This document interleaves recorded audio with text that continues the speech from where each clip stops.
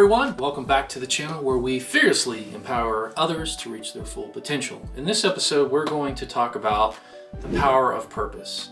How do you find and fulfill your life's mission?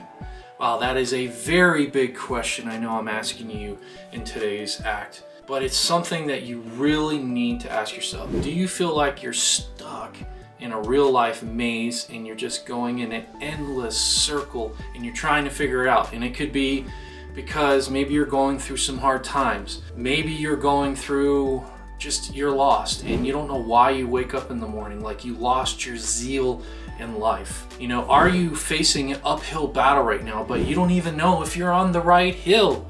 Next, are you around the right people who are going to empower you? Are you around the right people for the right reason? Let me start with a story.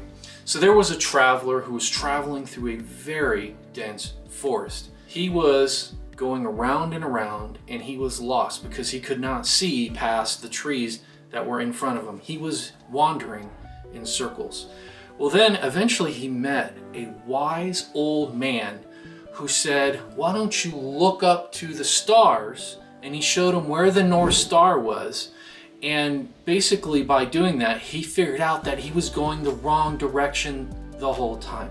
With a new sense of direction, this traveler was finally able to find his way out of the forest. How does this relate to your life?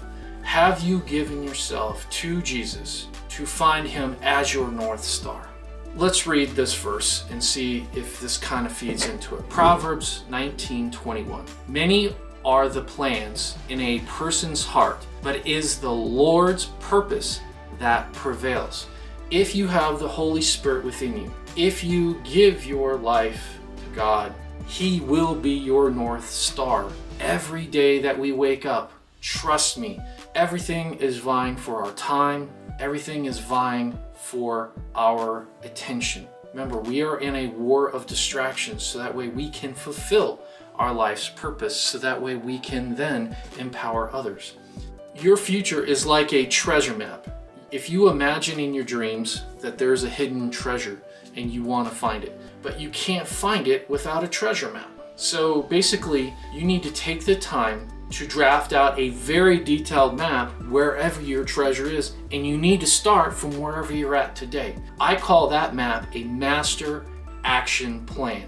And we're going to go through the next couple of acts helping you develop your own master action plan. Basically, without a map, you will be lost out at sea. Bottom line, to get what you want, you must know what you want.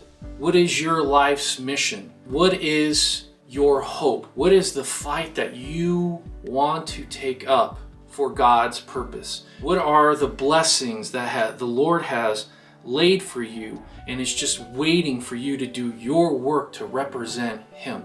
In order to do that, you need to have a map or a master action plan. Jeremiah 29:11 states, "For I know the plans I have for you, declares the Lord.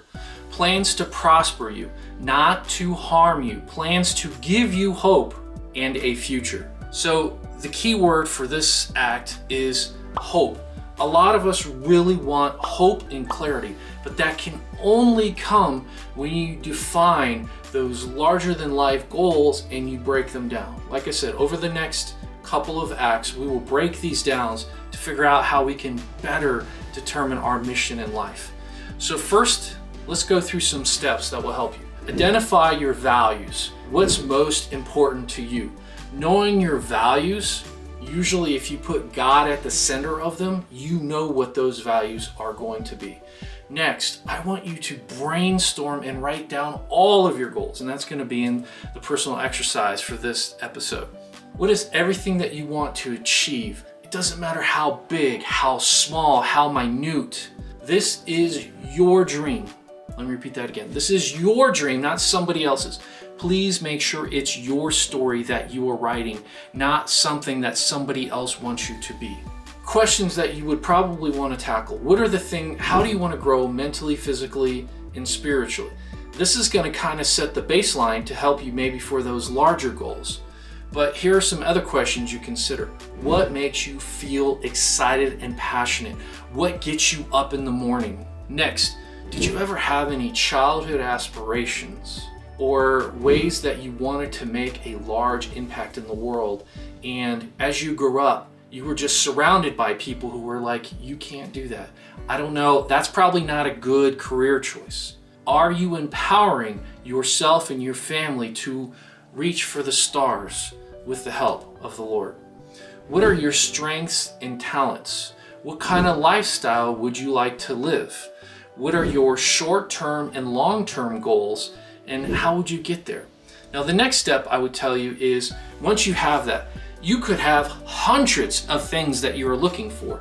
But now the next step, which we'll get into the next act, is you have to prioritize. You need to look at your list and decide what are the most important things that you want to accomplish.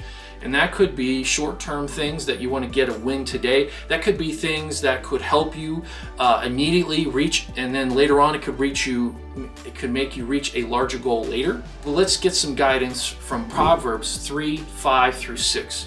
Trust in the Lord with all your heart, and lean not on your own understanding. And in all your ways submit to him, and he will make your path straight. If you keep yourself in the Word every day, you will find that clarity that you need to find the hope that you can be for somebody else tomorrow. So make sure you clear and help eliminate the noise, the things that are keeping you from doing what you want. We only get so much time in our life. So cut out those things that are taking away from your time. Next, make your goals more specific and measurable. So we will go through this in the next act on how to better do this. But then once you have these big goals, you need to figure out, let's say if you want to climb the Eiffel Tower, the Empire State Building, or some other large building.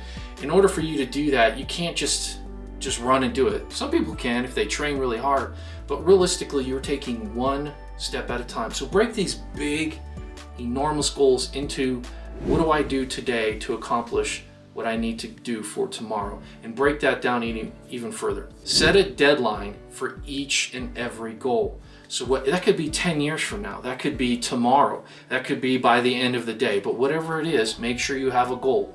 Next, visualizing yourself achieving those goals. This is probably one of the most important things that you can do, and we'll talk more about it in future episodes. But one of the key things is belief is 90% of achievement. If you can believe what you can achieve, that's better. When I used to teach, we used to test people on their knowledge. Then we started have them taking a test and say, are you confident in this thing that you can do? And we found out if they had the confidence in what we were trying to train them to do, that led to their success. So remember, belief is 90% of achievement. Now, write down the obstacles that might stand in your way. And that can be people, that could be your current job, that could be people you surround yourself with, that could be just finances and things like that. And then later on we'll figure this out, but hold yourself accountable. Share your goals with somebody who you can trust that will give you honest feedback. This is somebody who won't tell you what you want to hear, but tell you what you need to hear. And then put them in a place where you can regularly review them, so that way they're always fresh in your mind each and every day. Next, you want to make sure you can celebrate your successes along the way. So what this is going to do is it's going to build momentum. And then eventually, as you get more experience with accomplishing your goals for what your dream and your mission is and your purpose in life is, you're going to find points of leverage. We'll cover more about leverage in future acts, but finding the leverage, those are the things that you can do that will have the most impact, and everything else you either delegate or you don't do. So let's go through Colossians 3:23-24. Whatever you do, work at it with all your heart, as working for the Lord, not for human masters, since you know that you will receive an inheritance from the Lord as a reward. It is the Lord Christ you are serving. And each and every day, you should not let this world bring you down. For ultimately, we know what our inheritance is, but each and every day we should strive to do those things, those works that the Lord has set out in front of us. So the personal challenge. In order to solve this puzzle, you need to imagine that your dreams are a jigsaw puzzle and you're trying to put it together. So you need to take the time to identify the key pieces, aka your goals, and create a plan so that way you can fit them together. And with a clear, picture in your mind so you can envision them, that's your vision. That's your vision. And then you will have the puzzle of your success. Remember, this is not somebody else's puzzle for what they want for you. This is your puzzle to solve. Matthew 7:7, ask and it will be given to you. Seek and you will find. Knock and the door will be opened to you. If you don't even knock on the door, if you don't even look, how are you going to find anything? So, Matthew 7:7. So for this exercise, I said it before, I want you to brainstorm and write down your goals. I don't care how big and ridiculous they are, write them down. I don't care if it's 200. Eventually we're going to go through and we're going to whittle those down, and we'll teach you how to kind of create your own map, and you can find it from there. The team challenge. This is something that you can do, let's say if you want to achieve something for the next quarter, if you want to achieve something for the year, let's say you have developed a plan. But a way is to set a clear objective of what you want to do. And so if that is to raise sales, if that is to achieve a new metric that is specific to what you do in your life, fine. But then choose an outside person for your team. Somebody who can be an honest broker, who will not steer the conversation in one way or the other, and will just really facilitate the brainstorming session to make sure that it stays neutral, that none of the ideas are brought down and things of that nature. Next, set the rules. So this is kind of some ground rules for the brainstorm. So basically you can say that no idea is a bad idea. Listen to others and build on their ideas. These are things where you set the ground rules. Then I would say give everybody sticky notes. Everybody loves sticky notes, whether that's a digital sticky note or real sticky notes, and basically have each person generate 3 ideas to achieve that one objective, right? So then give them a certain amount of time that you can do that, and then the facilitator can grab all those and then put all the similar ones together, and then everybody needs to agree that the ideas are the same. Next, what you do is you prioritize them. And then basically you can do this with small dots, or you can do it with like little check marks on there, but give each person 3 votes. And then that way they'll decide. They get kind of more 1 vote, so that way they don't have to just pick one. They can pick 3, because you might have 15 ideas, but you want to pick the best 3 that are going to achieve that objective. And so then you prioritize. But for now, that is what I'm looking for you to do for this team exercise.